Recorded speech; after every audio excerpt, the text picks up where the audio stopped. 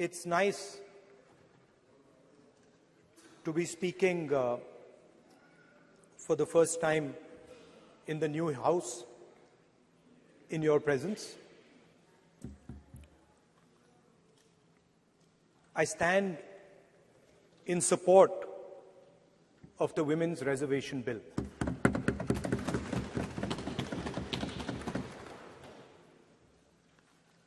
Yesterday, I was listening to the discussion, and the issue of the Sengol came up. And there was a conversation, a to and fro, about the Sengol. And also a little bit about the conversation about the transfer of power from the British to the people of India. Before handing over power to the people of India, the British asked the leadership of the freedom movement, who are we going to transfer power to? And of course, there was a little bit of arrogance in this statement, because they viewed India as a poor country. And the revolutionary answer that our freedom fighters gave was, we are going to transfer power to the people of India. So we became a country that from its inception gave the vote to all our women. And this was a revolutionary thing at the time. We also gave the vote to every single community. And the vote was a mechanism of transfer of power. It was designed to further transfer power to the people of India. And if you look at the journey from independence, it's been that journey. It's been a constant transfer of power, more and more and more power to the people of India, on one side. And on the other side, the counter idea, that take away power from the people of India. This is the fight that is going on. And in fact, in many ways, it is the fight that is taking place today. Huge step forward in the transfer of power to the women of India was Panchayati Raj, where they were given reservation and they were allowed to enter the political system at scale. And this is another step. It's a big step. It is not a small step. And I'm sure everybody in this room, the treasury benches, the opposition, everybody agrees that this is a very important step for the women of our country. They fought for independence. They are as capable as any man, in many ways more capable, and should be given as much space as they possibly can be given. There is one thing, in my view, that makes this bill incomplete. I would like to have seen OBC reservation included in this bill. I think it is very important that a large chunk of India's population, large chunk of India's women should have access to this reservation. And that is missing in this bill. There are also two things that seem strange to me. One is the idea that you require a new census to implement this bill. And the second is that you require a new delimitation to implement this bill. In my view, it is quite simple. This bill can be implemented today by giving 33% of the seats in the Lok Sabha and the Vidhan Sabha to India's women. And so I wonder if this is not designed to push the ball forward. To push the ball forward 7, 8, 9 years, and then let this thing play out the way it does. I know my friends tend to like to take the attention of people away from other issues. You know, there is of course the Adani issue, which is they always want to take the attention away. But there is another, I would like to say that. One of the things that, this is quite a nice building. Nice peacocks. Nice peacock feathers on the ground. Nice peacock feathers in the chair. It's a nice, tasteful building. But frankly, I would have liked to see the President of India in this process. The President of India is a woman.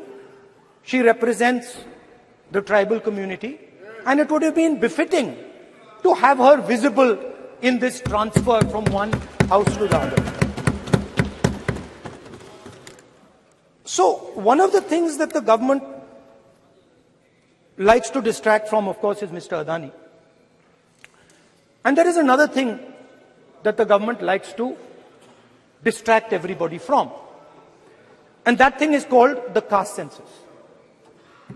For some years, the moment the opposition raises the issue of caste census, the BJP tries to create a new distraction, a new sudden, event, so that the OBC community and the people of India look the other way. In my research for this speech, I took a look at the different institutions that define how our country moves forward. There are many. There is the Lok Sabha, Rajya Sabha, Vidhan Sabhas. There is the bureaucracy. There is the press. And there's the judiciary. And I looked with an eye to understand what is the participation of the OBC community in these institutions. मतलब हमारे जो institutions हैं उनमें OBC की भागीदारी कितनी है, ये सवाल मैं पूछ रहा था. और मैंने अलग अलग इंस्टीट्यूशंस में थोड़ा रिसर्च किया. जो central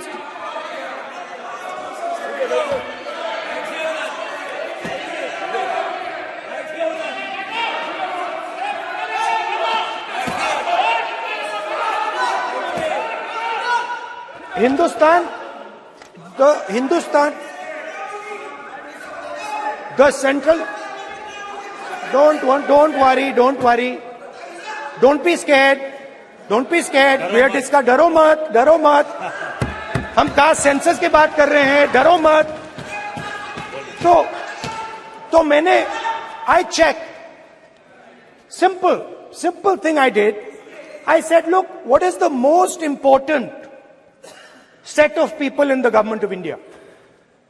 The people who define how this country is governed. Of course, Lok Sabha and Vidhan Sabha, but beyond that, they are the 90 secretaries of the government of India. 90 people secretaries are responsible for managing the core of the government of India. And I ask myself the question, how many of the 90 people come from the OBC community? And I was shocked and shattered by the answer. मैंने ये सवाल पूछा कि ये जो 70 secretary हैं, 90 secretary हैं, ये जो हिंदुस्तान की सरकार को चलाते हैं, जो बजट को चलाते हैं, इनमें से ओबीसी कितने हैं? नरेंद्र मोदी जी प्रधानमंत्री हैं, ओबीसी के लिए काम करते हैं। मैंने ये सवाल पूछा। मैं आपको जवाब देना चाहता हूं, हिंदुस्तान के सेक्रेटरीज 90 में से सिर्फ 3 ओबीसी से हैं। और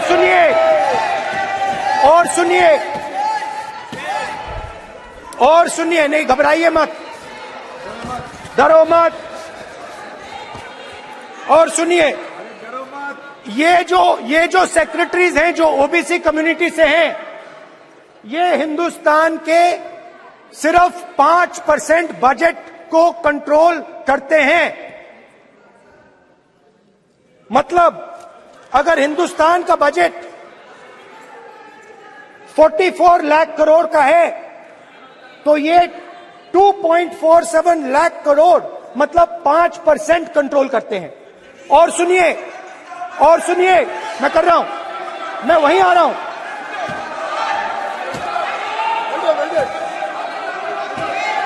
मतलब ये जो है आप ओबीसी की बात नहीं सुनना चाहते, ओबीसी की बात नहीं सुनना चाहते, ओबीसी की बात नहीं सुनना चाहते, ओबीसी की बात नहीं सुनना चाहते। आप ओबीसी के खिलाफ हैं, आप ओबीसी के खिलाफ हैं, ओबीसी के खिलाफ हैं। आप ओबीसी के अधिकार के बारे में नहीं सुनना चाहते, ओबीसी के बारे में नहीं सुनना चाहते, के प्रति न्याय नहीं चाहते, ओबीसी के प्रति न्याय नहीं होना चाहिए। ये सी दे नॉट शोइंग ये जो है, हाँ, मैं माननीय सदस्य से आग्रह करूंगा, एक मिनट रुकिए। माननीय सदस्य से मैं आग्रह करूंगा, एक तो ये महिला आरक्षण बिल है, और दूसरा सभी माननीय सदस्य समान है। डरो मतो ये शब्द इस पार्लियामेंट में नहीं बोलना चाहिए।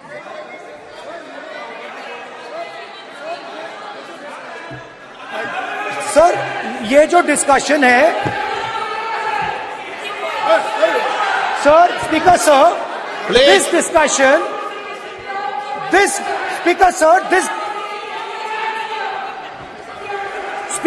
this discussion is about the transfer of power to the people of India. The women being one group of the people of India and the OBC community being another group of the people of India. And I am elaborating that the OBCs who of this country and control and define 5% of India's budget. This is an insult and a shame to the OBC community. ये OBC community का अपमान है। तो सवाल उठता है कि इस देश में कितने ओबीसी हैं, कितने दलित हैं, कितने आदिवासी हैं, और उस सवाल का जवाब सिर्फ कास्ट सेंसस से मिल सकता है। तो मेरा सरकार को एक सुझाव है, सबसे पहले ये जो महिला का बिल है, इसको आप पास कीजिए, आज पास कीजिए, ये जो आपके लागू कीजिए, और ये जो डिलिमिटेशन है जो आपने बोला है, और ये जो सेंसस है, इसकी कोई जरूरत नहीं है। 33% आप महिलाओं को सीधा दे दीजिए। और दूसरी बात, इसको बदलिए, इसको आप बदलिए। कैमरा नहीं है सर, कैमरा नहीं है, आपको ही दिखाएंगे सर, पूरा भाषण में आपको ही दिखाएंगे। ये आप बदलिए। ये जो लिस्ट है, ये ओबीसी समाज का अपमान है। 90 लोग हिंदुस्तान के सेक्रेटरी हैं, उनमें से 3 लोग ओबीसी समाज के हैं, 5% बजट को कंट्रोल करते हैं। तो जल्दी से जल्दी आप कास्ट सेंसस कीजिए, जल्दी से जल्दी जो हमने कास्ट सेंसस किया था उसका डेटा आप रिलीज कीजिए, और अगर आप नहीं करेंगे तो हम कर डालेंगे। Thank you.